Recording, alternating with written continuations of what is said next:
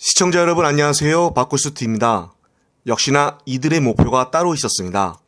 내년 총선 1년이 남지 않은 이 시점에 중도층들이 늘고 있다는 점들을 파악을 하여 새로운 제3의 당을 창당하는 것이었습니다.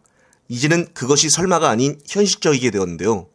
금태섭 전 의원은 국회에서 열린 다른 미래를 위한 성찰과 모색 포럼 토론회에서 기존 세력을 갈아치우겠다는 의지와 힘이 있어야 새로운 세력으로서 의미가 있다며 수도권을 중심으로 총선에서 30석 정도를 차지할 수 있는 정당이 나타난다면 한국 정치를 밑바닥으로 바꿀 수 있는 원동력이 될 수 있다고 말을 했습니다. 김종인 전 위원장도 이 자리에서 국민의힘과 민주당이 한국 사회가 당면한 문제를 해결할 능력이 없다는 것을 지난 20년간 입증을 했다며 사회적 문제를 해결하기 위한 새로운 세력이 등장하는 수밖에 없다고 말을 했습니다.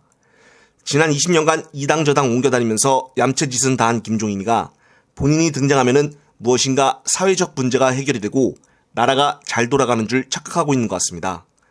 민주당 이상민 의원 역시 한술 더 떠 공약도 별 차이가 없는데 국민의힘과 민주당을 통합을 하여 더불어 국민의힘이든 국민의민주당이든을 만들고 상대편에 새로운 정치 세력이 등장을 하여 경쟁을 해야 한다며 이미 거대 양당의 유통기한은 지났다고 했습니다.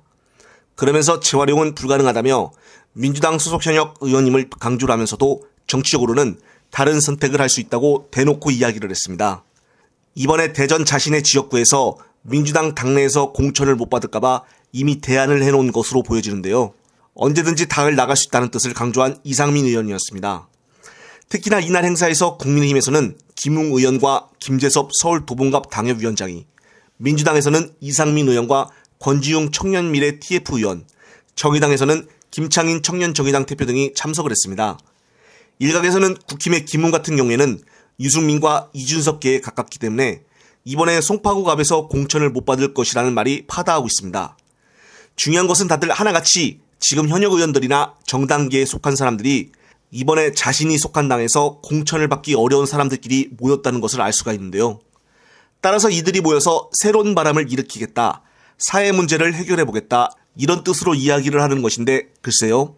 많은 국민들이 옳았구나라고 고개를 끄덕여줄까요? 금태섭은 오래전부터 TV조선의 메인 프로인 강적들의 장기간 출연을 하면서 보수 지지층들에게 많이 얼굴을 알렸습니다. 그리고 지금은 아예 김성경을 내보내고 메인 MC까지 맡아 프로를 진행하고 있는데요. 이상민 민주당 의원도 강적들의 고정 출연자 중 한 명입니다.